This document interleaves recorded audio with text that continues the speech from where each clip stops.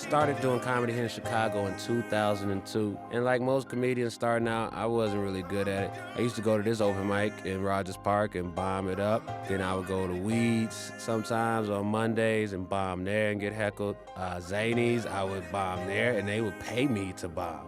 And now I'm at the Vic. Hopefully I don't bomb. Ladies and gentlemen, show some love for one of Chicago's own, Mr. Hannibal Buress!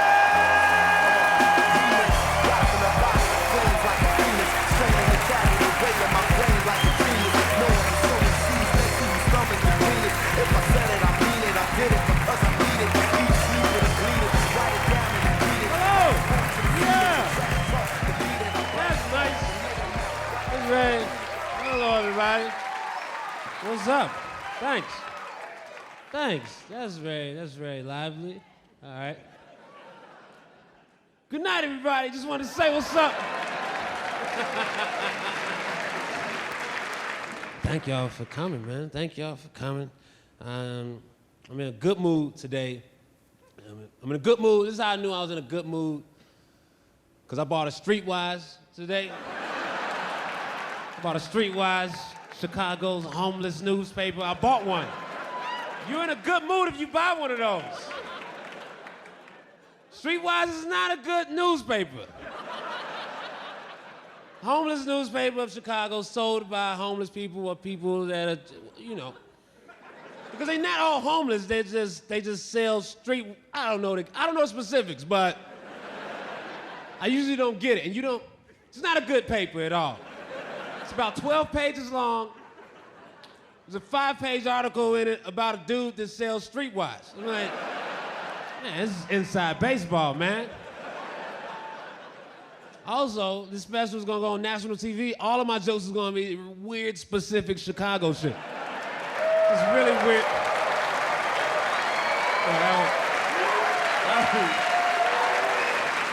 That would be great for y'all, but it would play horribly nationally. Just weird jokes. Yeah, y'all know Nancy from Portillo's? What's the deal with Madison and Pulaski? That wouldn't be good. That wouldn't be a good comedy special. One of my first big shows I did here at the Vic, in 2008, I had a gig opening for Tracy Morgan. And before the show started, I went to his dressing room and said, hey man, how much time do you want me to do before you go on stage? Now that's a simple question for the opener to ask the headliner, but he's such a weirdo. Hey, just do a little time. You'll be like the date rape drug, and I'll be like the big black dick.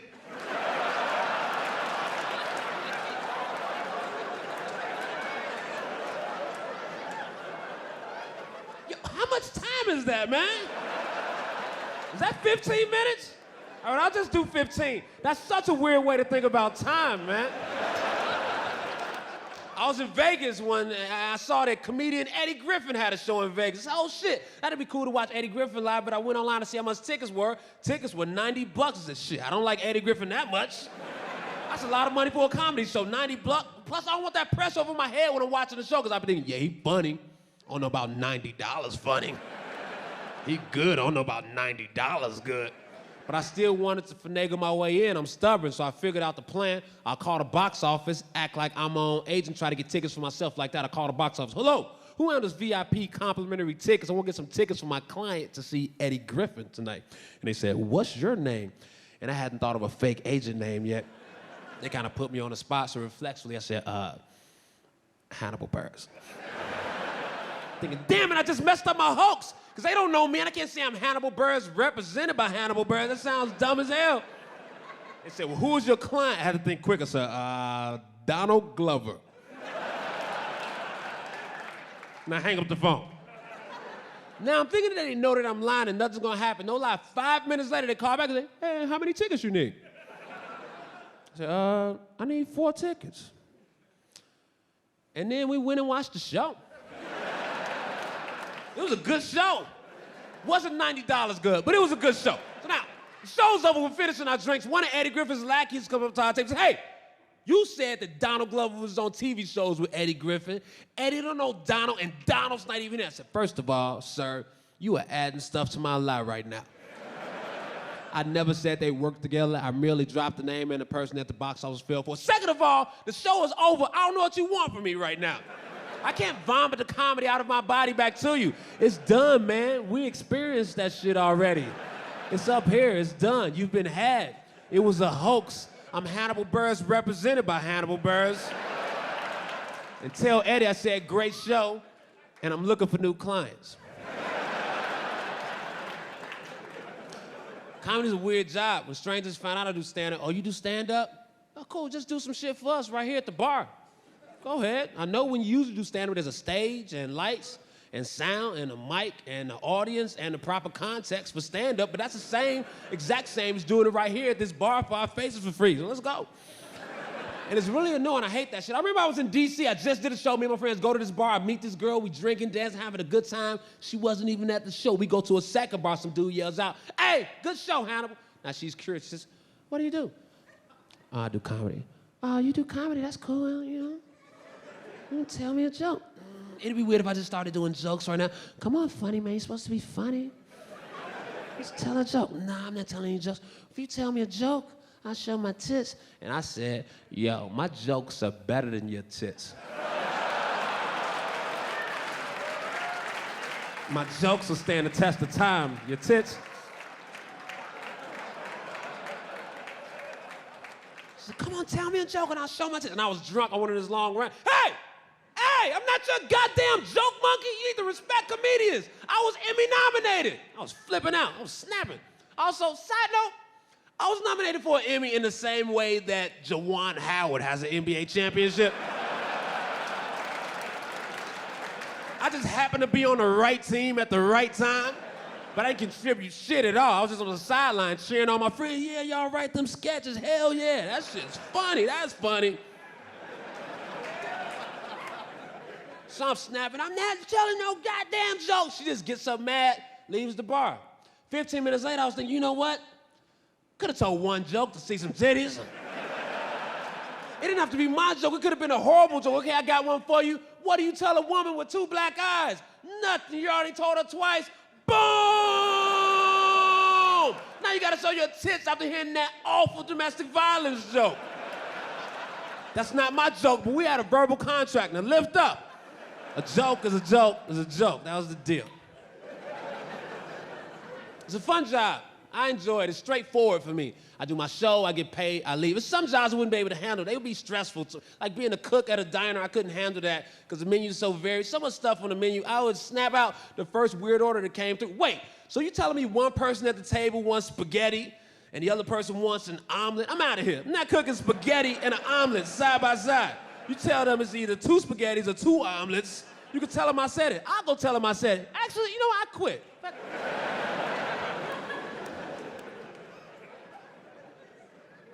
A lot of comedians go overseas and perform for the troops, and I don't.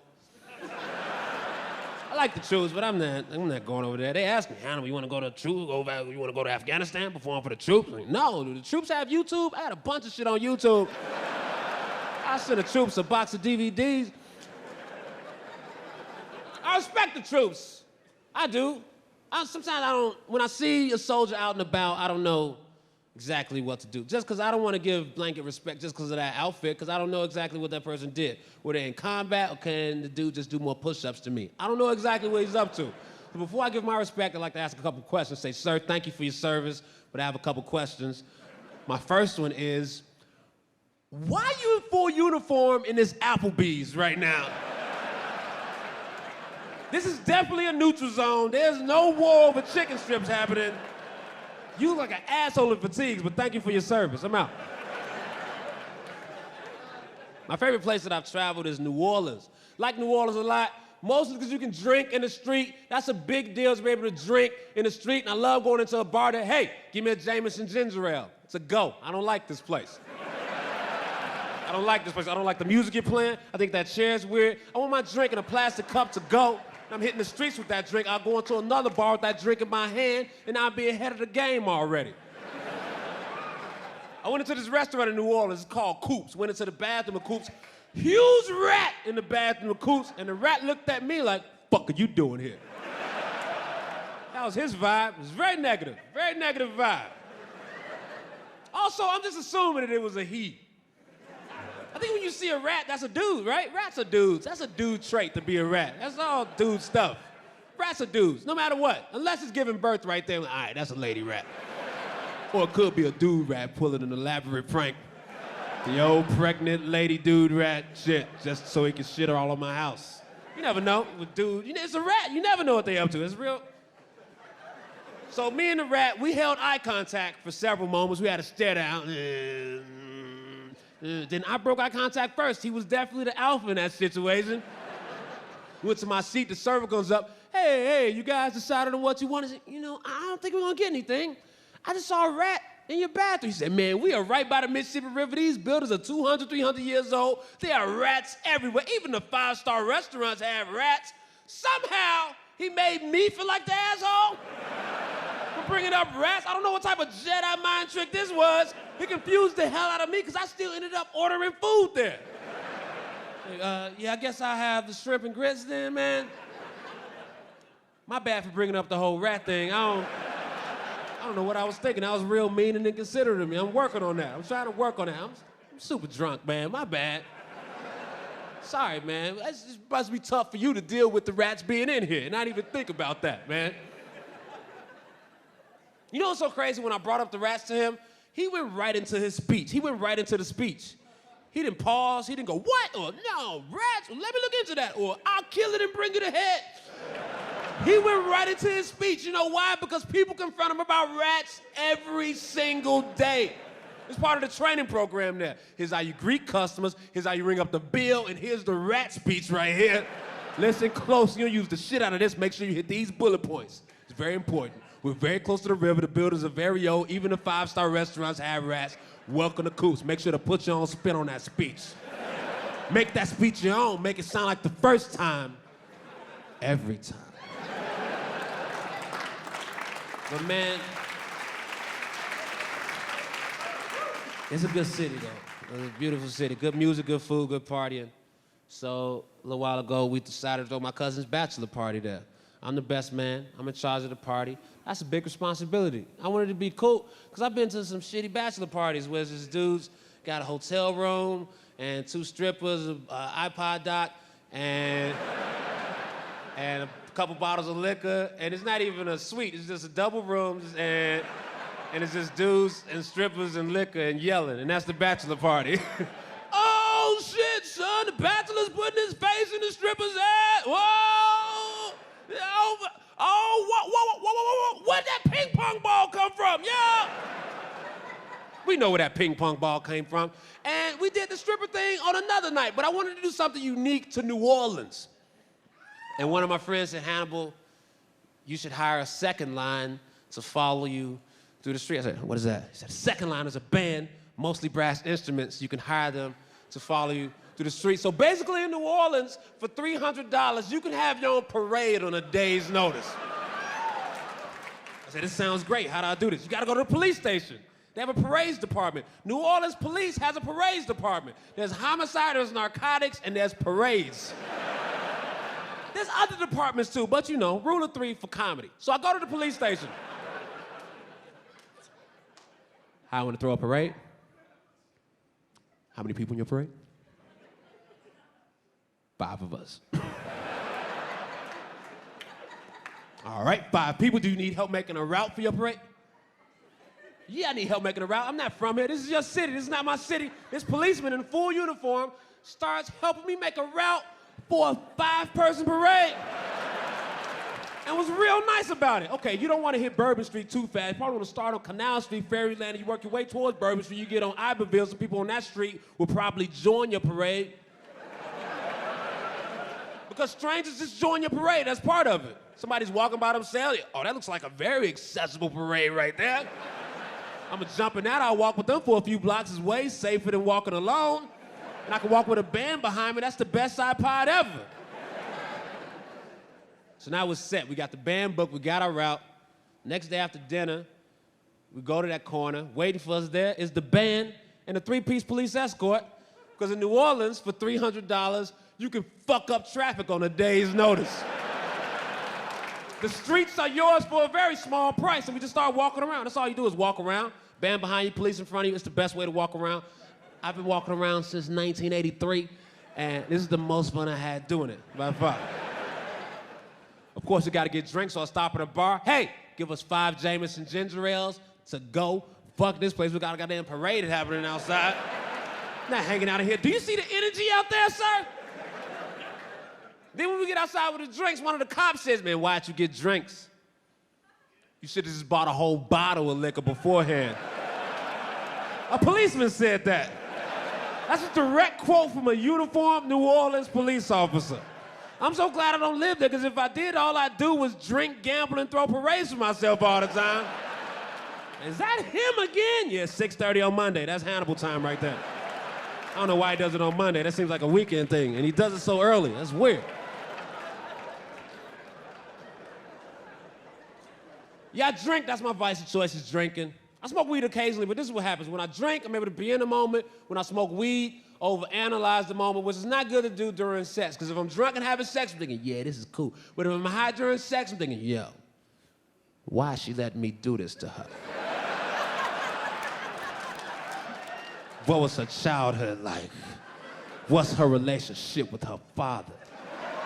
Does she let everybody smash this fast? I started doing weird stuff during high sex, like counting my strokes and a 1 or 2. Not a good mind state to be in. I tried cocaine in college. It was too intense. I went to this party coked up. As soon as we got there, this girl threw a beer in my friend's face. I freaked out. Fucking slap that bitch, man! She threw a beer on you, now you slap her! Hannibal, relax. If I slap her, those 5 dudes over there are gonna kick my ass. Yo, you just slap her. I'll worry about the rest. And I never want to feel like that again. There's no reason for me to be telling a dude to slap a woman and I can beat up 5 people. That's an unnecessary sensation. And I don't need it in my life at all. There's no place for it. But I'll be lying if I told you that cocaine never brought any beautiful moments into my life. When I was in Minneapolis, I had a threesome with these girls that were on cocaine, and I didn't think a threesome was gonna happen because I thought the fat one would leave, but when life gives you lemons, you throw lemons at people. No. I didn't want her to leave because she was fat. I don't discriminate. She just didn't seem that into the whole situation at first. But once the cocaine got into her, turns out she was pretty cool.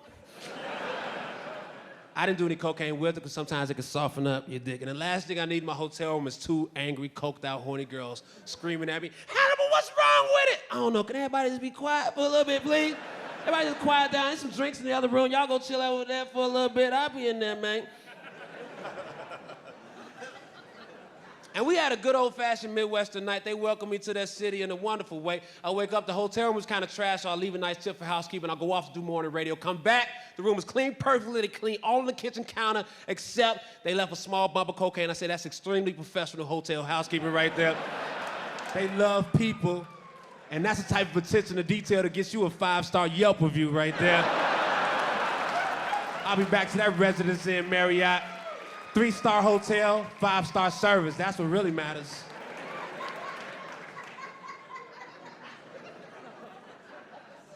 There's a trend in rap music now. A lot of rappers talk about taking Molly, which is MDMA, a form of ecstasy. But they talk about it in this tough manner. It's not a tough drug at all, but you hear them rap, like, yeah, I'm on that Molly, feeling very emotional, touching stuff. I just masturbated to the color blue, I'm on that Molly. I just danced by myself, just me on my ass on the wall for 45 minutes, yo. This Molly got me gone, man. Not tough. I was at a party last summer. One of my friends gave me half a pill of ecstasy. I took it. It was smooth. I was enjoying myself. I don't know what it was about this particular batch, but it made me okay with pissing myself. Like the whole thing. And I was in line for the bathroom. I had all intentions on going the right way. My heart was pure, but then all the liquid fell out of my body. The whole batch fell out of my body, and I think under normal circumstances, if I pissed myself, I would have said, damn it, I just pissed myself. It's time to get out of here. But there was something about the exit, you know what, I pissed myself, but guess what? I'm about to dance this shit dry. Yeah, it's very exciting. Some of my jokes have music cues, it's fun. I want to do that punchline again. Dance that shit dry.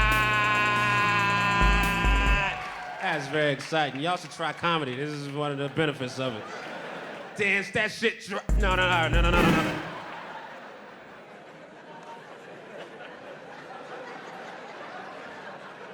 I see a woman, she looks very confused by the situation. Don't worry, you're just watching a man living out his dream in that joke.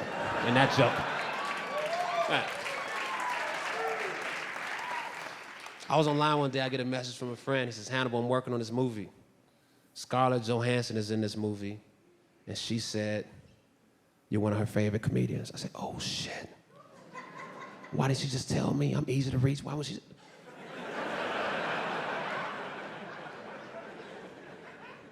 So now I'm psyched. I don't know what to do with that information. I can't hit her up. Hey, Scarlett, I heard. Where do we go from here? What's the next step? I didn't know what to do. Flash forward 2 months later, I'm in a club in New York. I see Scarlett Johansson is in the club. I'm with a friend that knows her. I say, hey man, introduce me to Scarlett. I heard she was a fan. But don't introduce me saying, here's Hannibal. I heard you're a fan. Introduce me regular style, and then we'll see how she plays it. And we go up, he says, Scarlett, this is Hannibal, Scarlett. She says, oh, Hannibal, I'm a huge fan of your stand-up. I said, thank you, Scarlett. I'm a huge fan of pictures of you. No, I didn't say that. I didn't say that. You can't say that type of stuff to people. You think it, but you don't say it. It's social norms, you know? So we speak for a little bit. She was real cool. Flash forward 2 months later. I'm in the same club in New York. I'm in line for the bathroom. Turn around. Scarlett Johansson is directly behind me. Turns out she's a dude. No.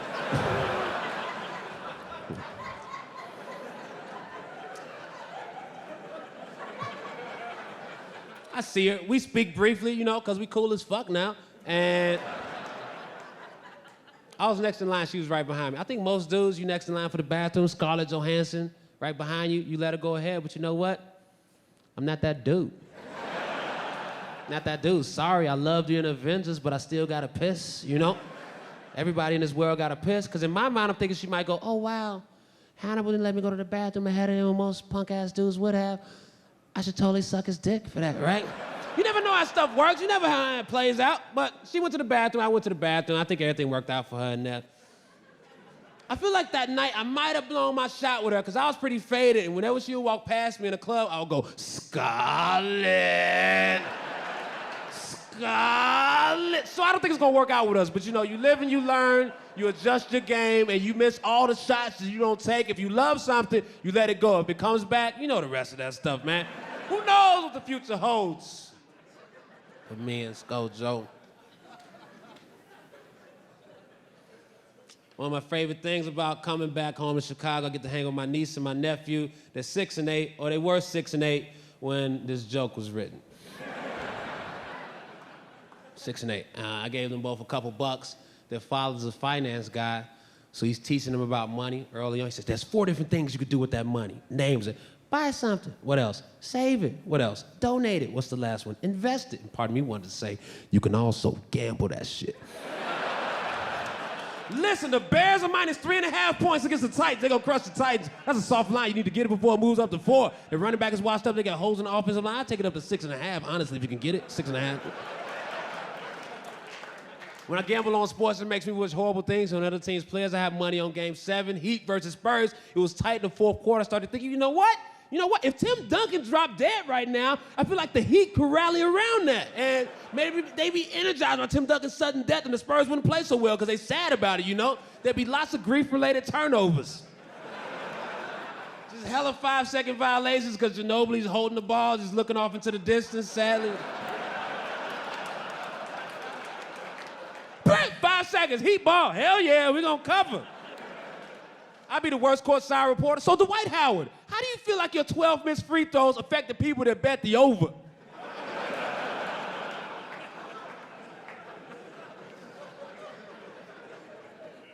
I go to basketball games sometimes. When I go to the game, I like to get there early. Watch the pregame routine. You get to see players do things they wouldn't normally do in the game. You get to see 7-foot centers, don't shoot threes during the game. Maybe they're working on it, shooting threes during the pregame. That's cool to watch. It's fun. I'm jealous because as a comedian, there's no equivalent. There's no way if you got to this show early, I'd be on stage doing something weird, like punching myself in the dick or something. Hey, what's Hannibal? Hannibal doing? Oh, that's his pre-show routine. He's just working on that. That's not his regular show is more stories and observational, but he might be punching himself in the dick on the next special. Sports frames my thinking in a weird way. I went to this poetry event in Charlotte. This woman got on stage. She said, "This piece is dedicated to my sister. She's been in an abusive relationship for 17 years. I said, holy shit. So she's been getting her ass whooped for Kobe Bryant's entire career. The whole time, from him going on prom with Brandy, getting drafted by the Hornets, traded to the Lakers with Vlade Divac, coming off the bench behind Nick Van Exel and Eddie Jones, winning the dunk contest in this rookie, and she was getting her ass whooped while all that was going on. Even when they won a couple championships and they brought in Karl Malone and Gary Payton, that didn't work out. They got swept by the Pistons. She was getting her ass whooped while that was going on. We were doing the rape charge in Colorado, the 81-point game in Toronto. She was getting her ass whooped there. You telling me that Sasha Bowie just came and left, but she was still getting her ass whooped? That's not a joke about domestic violence. Although I see how you can see it that way. I understand. That's a joke about how I process the passing of time. I'm 30 years old, turn 31 soon. Sometimes I think about which famous people in my age group will die before me. Natural causes, just who's a healthier person. I think LeBron James will live longer than me. Dude is healthy, he can dunk, I can't. He was longer than me. I think Lil Wayne will die before me because he drinks a lot of cough syrup with no symptoms. Who knows? I'm just guessing. Will Smith is 43 or 40. I don't know. I'm 30. I need Will Smith to die before me. I don't want to die before Will Smith, because if I do, I'd miss that awesome Fresh Prince of Bel-Air marathon, and all the great movies is gonna be on TNT the week after Will Smith dies. You know the man's resume. I don't have to name the stuff. Since now I've done this joke, I'm on the record, I really need Will Smith to die before me. Because if I die before Will Smith, they might play this clip and go, well, guess not, Hannibal. Now let's check out this trailer for Men in Black 6.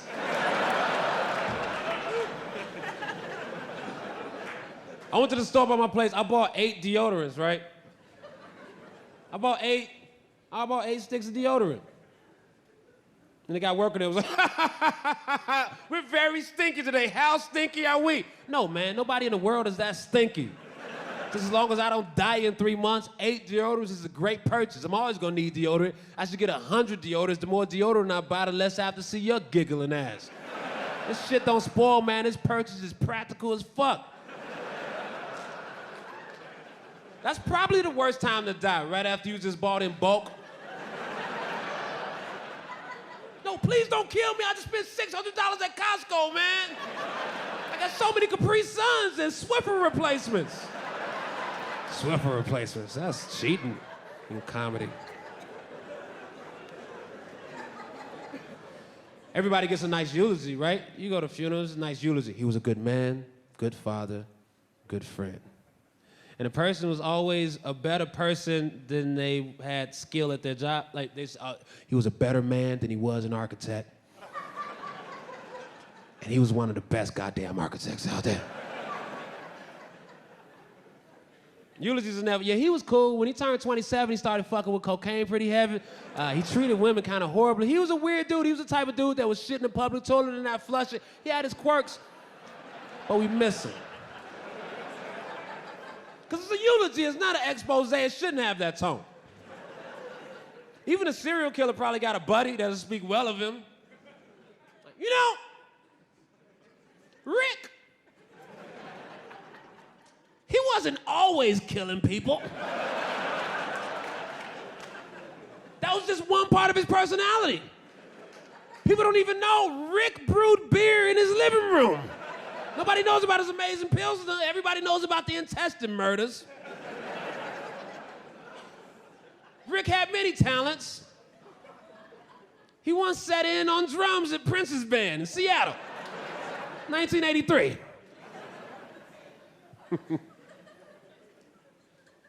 I go to concerts when I'm not working. I like going to see music. Even if it's bad, I take something from it. I go to a lot of rap shows. I was in Montreal. I wanted to see this funny rapper, Riff Raff. Riff Raff is entertaining to me. Also, I had a show in Montreal. Oh, I didn't fly up for a fucking riff rap show. Let's get that straight. He is entertaining. Riff Rap really is funny. His show was funny because he just played, his DJ played his music with the vocals, and then he was just up there with a beard, chilling, listening to his songs, and then every now and then he would come in and say 2 words, and he'd go back. Basically, he got paid to vibe out to his own music on stage, which is good work if you can get it. I mean, it seemed kind of disrespectful to his fans, but nobody seemed to mind. It's whatever. It seemed like a fun way to approach it. I want to approach comedy like that and just play my own shit. I don't do it now. Hey. So I have a situation in my apartment right now. I have a surplus of pickle juice in my apartment. There's too much pickle juice because after the pickles are gone, I don't like throwing out the pickle juice. It just feels wasteful. Right.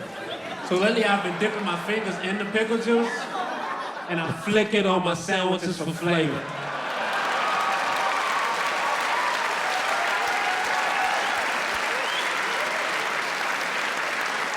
That's a fun way to do comedy right there. It's way easier stuff, you know? I want to try some different foods. I want to mix up my diet. I really want to try penguin meat. I want to try penguin meat. Why not? People always tighten up when I mention eating penguins. I think it's now because of the movies. People associate penguins with Morgan Freeman's voice, and that gives them a status they don't really deserve. But people never have good reasons why we don't eat penguins. People never have good reasons. People never have anything. Oh, they're cute. No, cute is subjective. I think they're ugly. I don't want to eat one. Oh, but if we ate all the penguins, your children have to grow up in a world with no penguins. I feel like I can nail that shit. Daddy, what happened to all the penguins? Oh, we found out they went well with sriracha, and we obliterated the species. It was a wonderful era to be a part of, sweetie. I wish you were around, for it was such a beautiful time. Okay, there's some obstacles. You know, penguin is far away, so we would pay a little bit more for penguin than we would, but I would pay $50 for a penguin meat sandwich. That's what I would pay. $50 for a penguin meat. That's my price point. $50 for a sandwich. Just to say I did it. Hey, you tried a new penguin meat over it? That's what I'd pay. I'd pay $2,000 for an exclusive Antarctica excursion where I could go kill a penguin with my bare hands. Why not? You telling me you would pay good money to put a 20-hit combo on a penguin and throw it on the grill and pow, pow, pow, pow, pow, pow, pow, pow, pow, pow, pow, pow. All right, he's ready. Throw him on there. Why not? We're so far away from the food process. I want to be hands-on. I don't want to hunt. I just want to slap an animal up a little bit. Like, I eat so many burgers. It'd be nice to go to a ranch one day and slap a cow in the face. Blow! See you in 2 weeks at Patillo's. It's over for you. You're not gonna look like that soon. You're done. Why not? If it's getting slaughtered, why can't I slap it up a little bit? And that probably doesn't even register as pain or violence. That's probably why it's good that animals don't have plans. Animals don't have plans. They don't sit around with a 5-year plan. Their instinct is to stay alive and create more of their own. Animals don't sit around like, year 1, I'm moving out of this dumbass town. Year 2, I'm getting my commercial driver's license. Year 3, stunting on everybody. Because some animals, their fate sucks. Like, hey, little chicken, what are you gonna be when you grow up? Oh, me? I'm gonna be 12 McNuggets that somebody dropped in the street when they were drunk.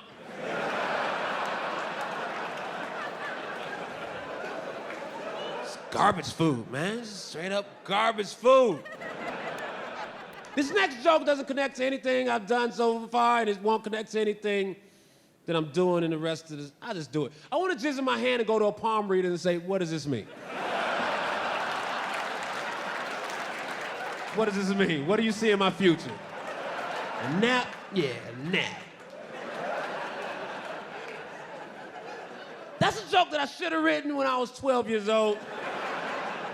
I wrote it legit 6 weeks ago. Just... If you wanted a glimpse inside the mental state of this 30-year-old. I enjoy comedy, but I want to do other stuff, too. I want to get a side business. I don't know what to get into. Is frozen yogurt still hot, or is it too late to get into frozen yogurt? I want to get into frozen yogurt or eyebrow threading. I don't know what that is. But I see a bunch of those places and I want in.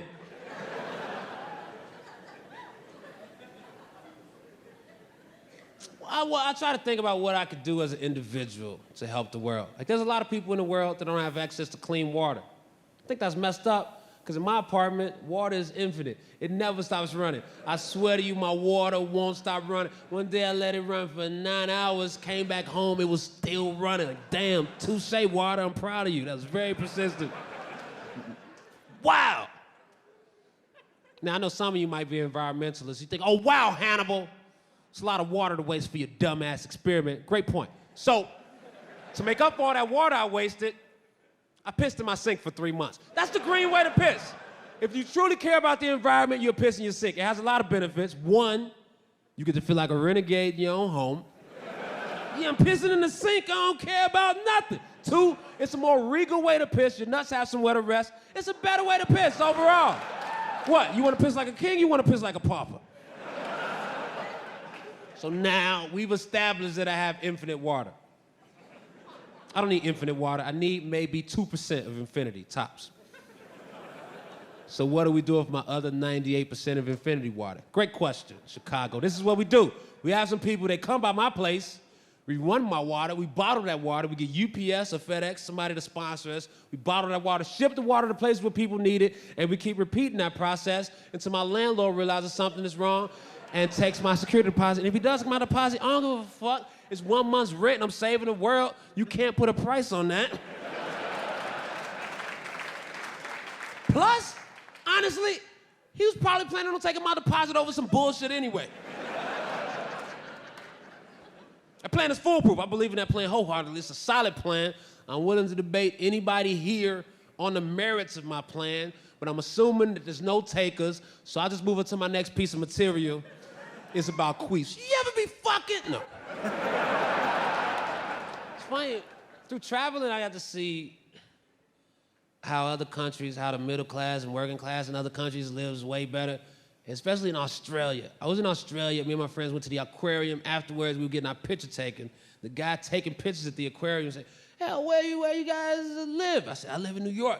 Oh, cool. I'm going to New York soon. From there, I'm going to Miami, and then Chicago, and LA, Austin, Texas, Seattle. I said, wait, that's your vacation? You take pictures at the aquarium. And that's the vacation you can take?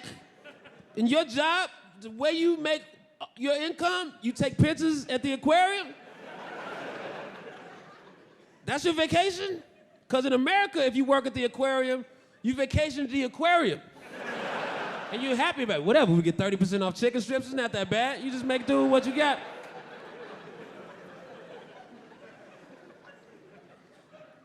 People have this energy about America when you go some places where they blame you, personally. I remember I was in Norway. I was at this bar. There's a girl at the bar, she was beautiful. I go up to her, I said, I think you're beautiful. You like this actress, Kerry Washington. She said, thank you, that's flattering. Kerry Washington is beautiful. Are you from the USA? And I said, yeah. And she said, ugh! Obama! What? This isn't the direction I was trying to go with this conversation. But then she had all this stuff she wanted to say about Obama. I had nothing to go back on. I don't like Obama. I don't like what he's doing with the Israel and Palestine situation. I have no idea what Obama's doing with the Israel and Palestine situation. But I don't want to sound like an idiot, so I got to keep her talking. So I say, well, elaborate. Just kept, I don't like Obama. He's just like a smarter version of George Bush, which makes him more dangerous. And I don't think Obama's like George Bush at all. But at the moment, I didn't have any facts.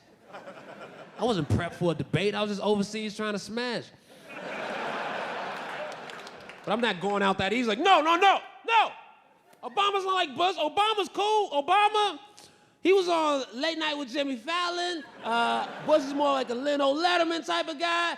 Obama knows the rules. Bush don't fuck with Questlove like that. What else? Obama has a great jump shot. Jump shot is wet as fuck. What else? No, Obama's nothing like Bush. Don't you talk about my president like that, you Norwegian bitch. And you know what? You don't even look like Kerry Washington. I was just trying to have some slick shit to open with. My thing is, like, what are we gonna do about it at the bar? What are we yelling at the bar for, man? I don't like bar pundits. People just at the bar, the deficit and jobs. Okay, you want to have a drink or is this your Fox News audition? Because I don't want to yell about politics at the bar. I'd rather talk about food and video games. Maybe that's short-sighted of me, but it affects my life in a more immediate way. Talk about food. Hey, man, you got to check out this restaurant. All right, I'll check that out tomorrow. Hey, man, you got Grand Theft Auto? I don't get it yet, but I'll get it in a couple days. But if you say, Obama's fucking up, well, I'm going to go grab some food and play Grand Theft Auto. I don't know what you want to do about Obama. I'm not religious, and some people are very religious. And that's fine if people are religious, but it seems like the people that are religious are way more into getting me to be into religion than I am into getting them out of religion. Which is annoying. I hate that. And I only tell you that I'm not religious because it's my show and I can say what I want. I would never come to your house. Hey, what's up? I don't believe in the shit you believe in. All right, I'm out of here. Enjoy your Saturday. You got a beautiful family. Let me knock this Bible off. Peace out. I don't know why you got a Bible right at your front door anyway, whatever.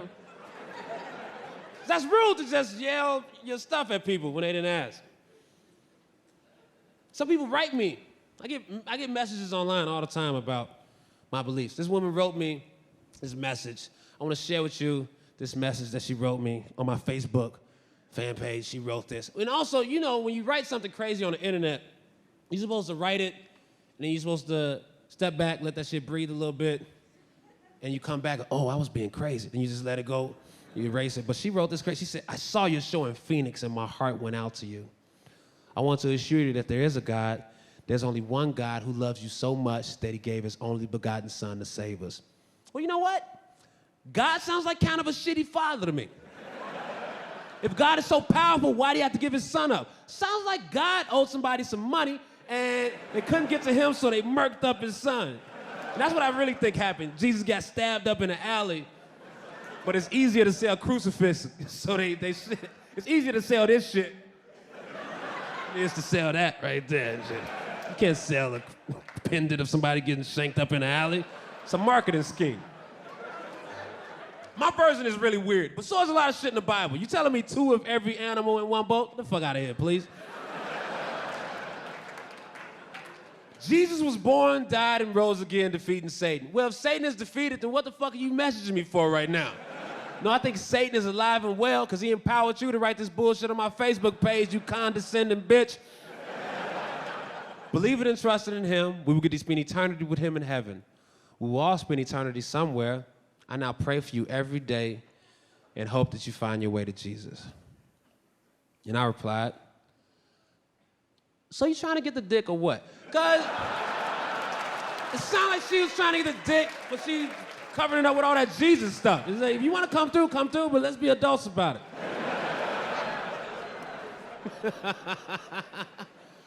Oh, this is fun, man. I'm trying to structure my life better. I spend too much time on the internet. Way too much time on social media, on Facebook. I waste too much time. I can't just look at a status and move along. I see the status got 36 likes. Can't accept it got 36 likes and move along. I gotta click on it and start reading the names of the people that liked it. Oh yeah, Jim Wood liked some shit like that, huh? That's a waste of my life. What am I doing with my life?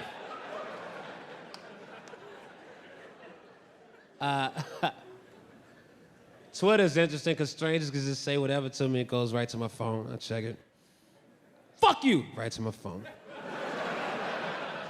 The show sucked! Regular to my phone. Just strangers can just say whatever.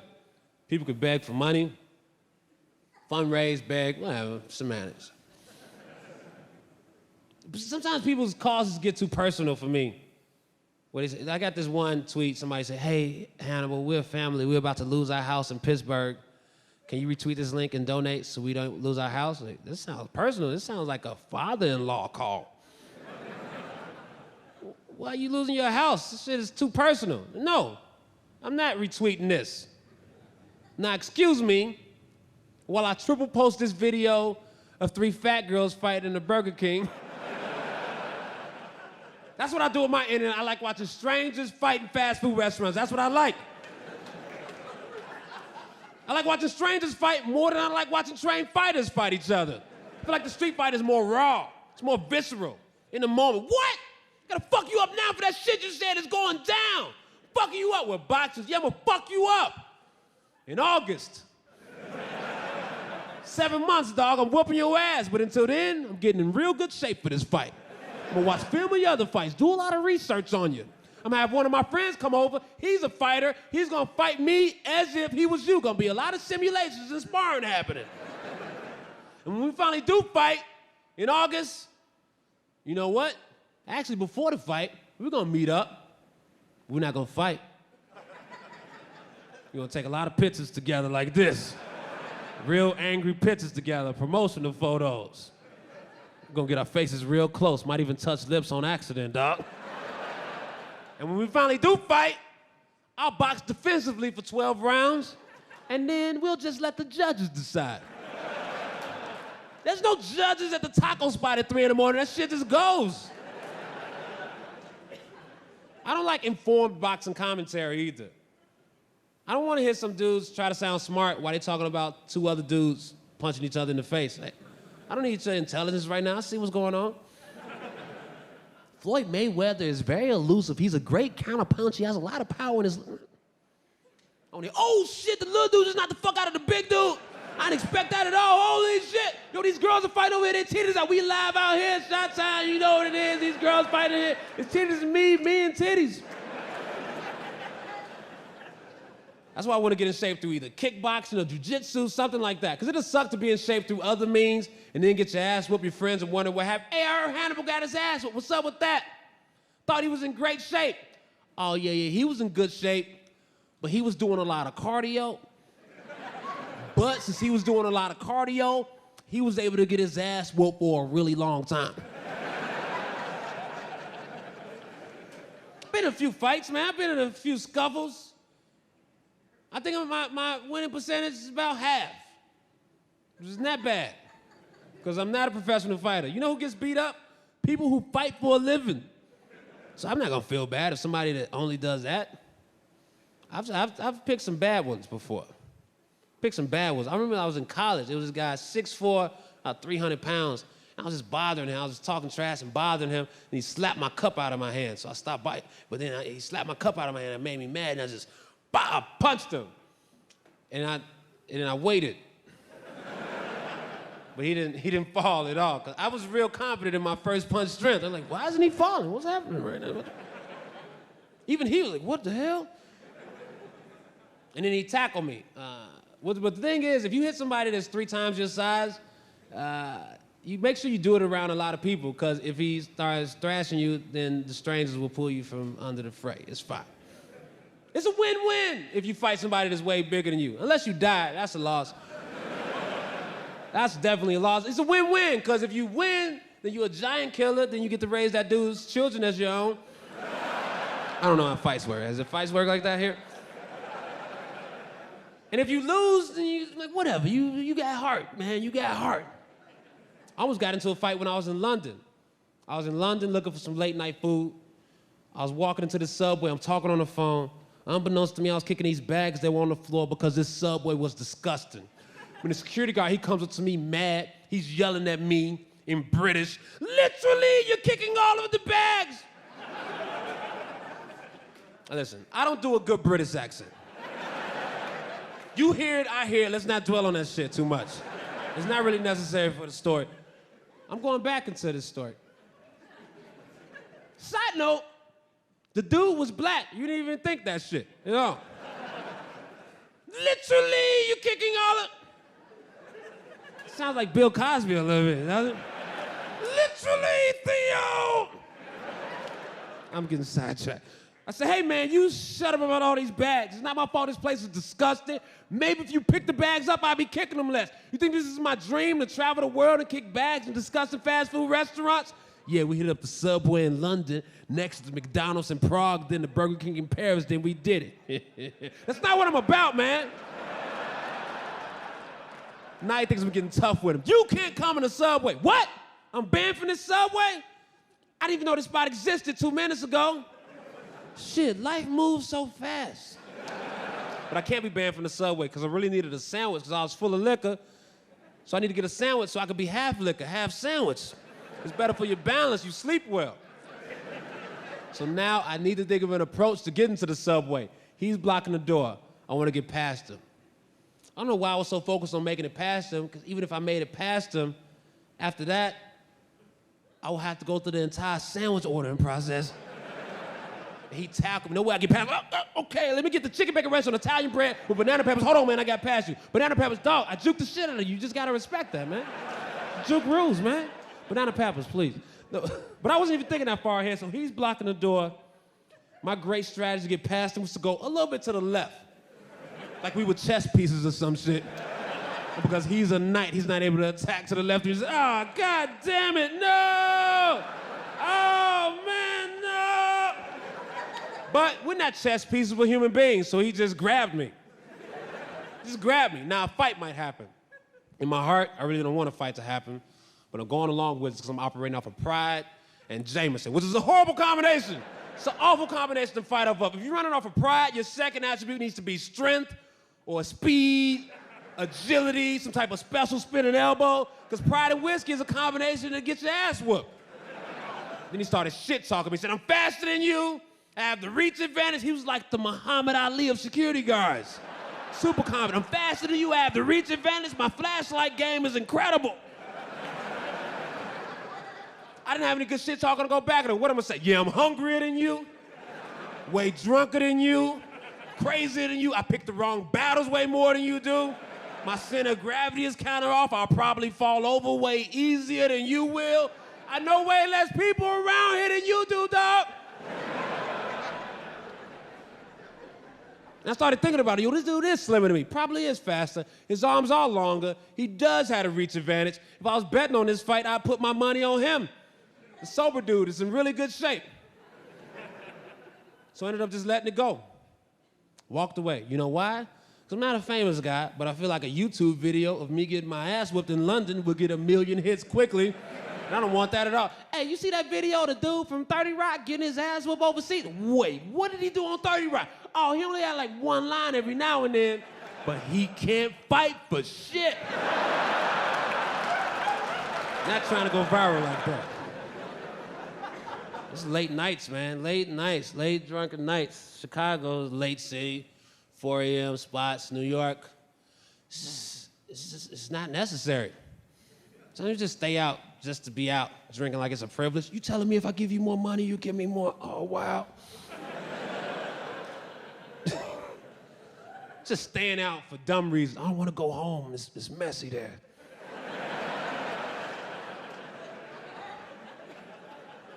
Just staying out, man. Remember one night in New York, it was late night, I'm leaving this club, and I walk out, pretty faded. There's taxis out front, they got the available lights on. I walk up to the taxi, grab the handle, and dude just started pulling off. He started pulling off. This has happened before where taxis just pull off. You just let them go. There's more taxis to be had, but this particular night, I was drunk, so when he started pulling off, I started holding the handle and running alongside the taxi. I don't know what my goal was. I don't know what I wanted from that. Like he was gonna stop the cab, like, wow, you're fast. Man, get in. Damn, man, you so fast, I'm not even racist anymore. Said him and a percentage of college football fans. The thing about running alongside a taxi while holding the handle is that you can't do it for that long. You can't do it for that long. I topped out about 2 or 3 seconds. You try it out and see how you do. And I just ended up on my back. My back was destroyed. I'm laid out on my back. And I couldn't move. I said, well, you know, I guess I live here now. This is my new home. Right here on this street. I'm the new owner of this spot right here. I got lucky. One of my friends pulled up in his car, and he puts me in the car. He's driving me home. He said, Hannibal, what happened, man? At that point, I wasn't ready to take my part in responsibility. He said, Hannibal, what happened? Man, racism is out of control, man. Goddamn racism is what happened. So he drops me off at my spot. I live on the 3rd floor, walk up, and my back is killing me. I couldn't get up those stairs. I don't know if you know this about your back, but it's most of your body. So If your back hurts, your life sucks until your back doesn't hurt anymore. It's not like a finger you can splint it or something. I won't use that one. You have to use it back. So I get upstairs. No. I said, man, I don't want to go up these steps. This is where I live now, on these steps right here. I'm like, whatever, I'll get my delivery food way faster. I'll talk to my neighbors more. We don't talk enough anyway. But I powered through. I didn't want to lay on the steps. So I powered through, go upstairs, lay down in my bed, pull out my phone, check Twitter. Oh, I got a new one. Just saw Hannibal Buress laid out in the street. Gave him a ride home, then I got back to the club. My parking spot was still there. Hashtag good karma. Hey, did you really need to tweet that shit, dog? Did you really need to tell the internet that? You couldn't keep that to yourself and be a good friend? Hey, fuck you, man. I wish you left me there, dog. I went to bed thinking it was the type of pain you could sleep off. That was very wrong. I woke up, it was hurting even worse. There's no adrenaline or alcohol in my body. And I text my girl, babe, I fucked up my back. What happened? Racism is out of control. That's what happened. You want me to come over? No. Trying to be tough, act like I didn't need her. Meanwhile, there was a point that day, well, I need to go to the bathroom. The bathroom is across the apartment, and it would hurt to walk. I started thinking, you know what? This is my place. I live alone. This is my stuff. I pay for all this. So what? How about I just pee right here? My back hurts. So what? I mean, what is pee, really? I think as a society, we need to take away the stigma of what it means to piss on yourself. This is just me alone in my room. I was debating myself. I was yelling and everything. Nobody else was in there. But you don't want to lay in your own pee while your back hurts. So I go to the bathroom the way that the Lord Jesus Christ meant for us to go to the bathroom. And I went that way, went the regular way. And then she came over, got a heating pad for my back and food, but I needed to go to the ER. Think about going to the ER. For them to, sir, you have to get attention in the ER right away. Your injury has to be immediate to them. It has to be something for them to react to. Oh, he has an axe in his forehead right now. Whoa, the baby is hanging out just a little bit. We gotta do something. No. He has gun hole, bullet, whatever.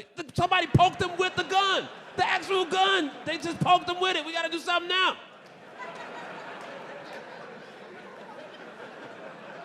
But if you walk in the ER, you're like, my back hurts. You're like, how about you sit back down over there?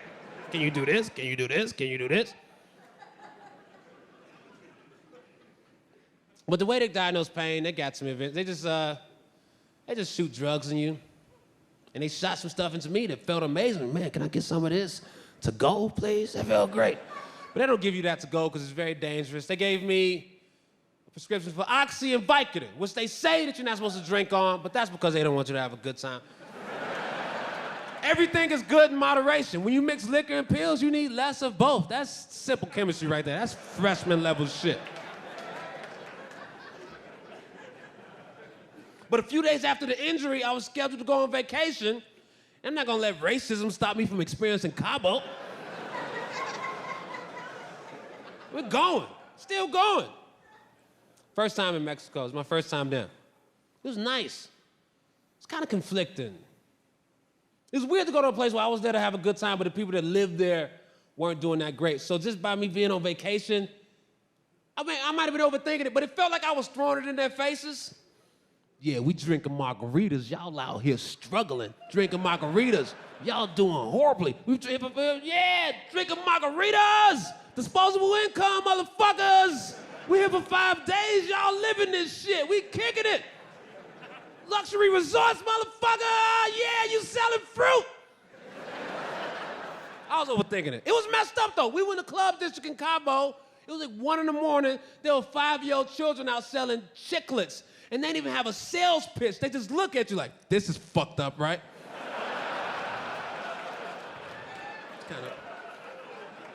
It's messed up, huh? Yeah. Ran into some bumps in the trip, man. Ran into some bumps. It was my fault. We got hooked into going to a timeshare presentation.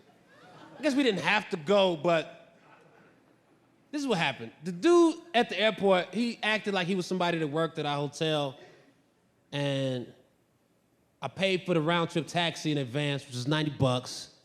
And I didn't realize what had happened until I got back to the hotel. I'm reading, and it said, you come to this presentation, you get your $90 back, you get a bottle of tequila, massage gift certificate, and a jewelry store gift certificate. I said, what? And I don't like when people try to get over me. I wanted my money back. So I said, you know what? We're going to get that shit. We're going to get our stuff. I call up angry. Hello? Calling about the timeshare scam. And the dude on the other line, he didn't even miss a beat. Said, you want to come in Tuesday at 11? He didn't acknowledge it. I called it a scam. I guess he's like, call it what you want, motherfucker. I got a quota and I'm hitting my shit. So we go there. Get to the property. It's nice, beautiful property. Our sales guy was Rocky. And I didn't like Rocky, because he was a white dude, and that's not it. I didn't like Rocky. He was a white dude. Next joke. No. I didn't like Rocky because he was a white dude. He kept calling me brother. I don't like when white dudes say brother to me. It bothers me. That shit is almost like dyed nigga to me.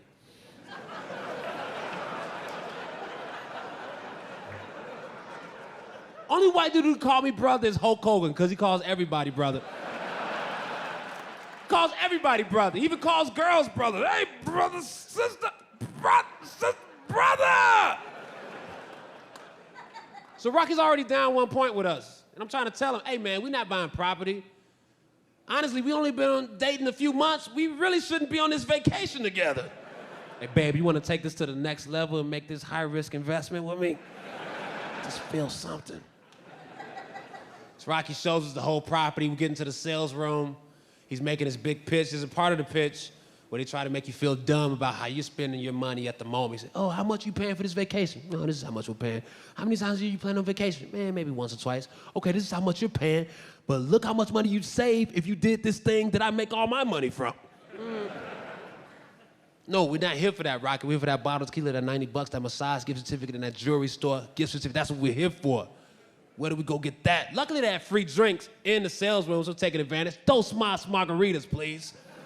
So I'm thinking, Rocky leaves. Thank you for your time. I'm thinking it's over. We go get our stuff. No, it's not over.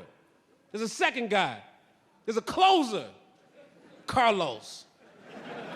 Carlos comes up to the table. Hey, you guys, how can I get you guys to buy some property? Hey, Carlos, I don't like you. You got a big face. You seem like a fake person. Something in my gut. I don't like you right away. Hey, you suck, man. Dos margaritas, please.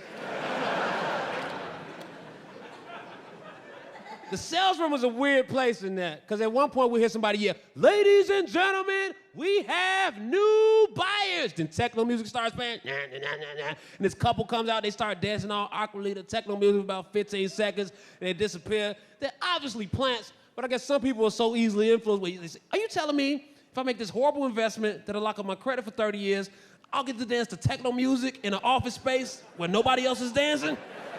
That sounds good. Where do I sign? This shit sounds good to me. It's a good deal, right, babe? Yeah, let's do it. So Carlos, his big face ass leave, and then this dude, Brad, walks up. He walks up and says, hey, man, if you're a secret closer, just tell me right now. He said, no, I'm in customer service. What'd you think of Rocky? I didn't like Rocky. He kept calling me brother. I don't like when white dudes say brother. What about Carlos? Carlos had a big face. He seemed disingenuous. He was smiling too much. He was fake as hell. I don't like him. And he flipped his paper. He said, what about this price? He was the true closer the whole time. He was the boss of that level. I said, no, man, we're not here for that. We're here for that bottle of tequila, that massage, that jewelry store. Where do we go get that stuff? And once they know you're not buying anything, they treat you like shit. Where do we go get our stuff? He's like, it's out there in that field.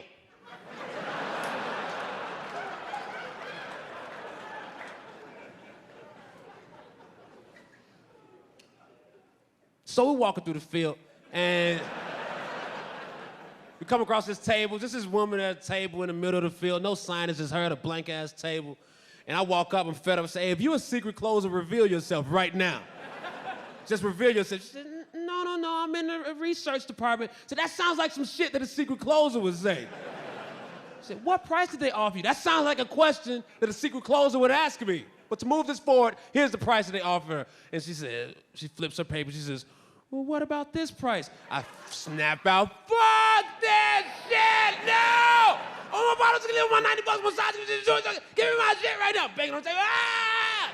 Then my girl, she's just trying to defuse the situation. Sorry, he's been mixing liquor and pills all week. He hurt his back. You know, racism is out of control right now. Thanks a lot, y'all.